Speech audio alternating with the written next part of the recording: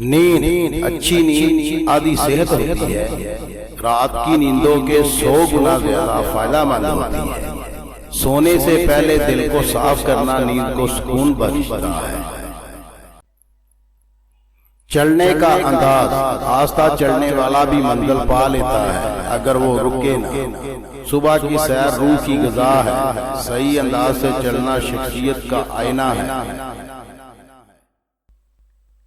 پٹھے اور جسمانی طاقت، طاقتور وہ نہیں جو سب کو گرا دے، طاقتور وہ ہے جو خود کو سنبھالے۔ پٹھے مشق سے بنتے ہیں مگر کردار صبر سے۔ روزانہ تھوڑا تھوڑا پسینہ بڑی بیماریوں سے بچا سکتا ہے۔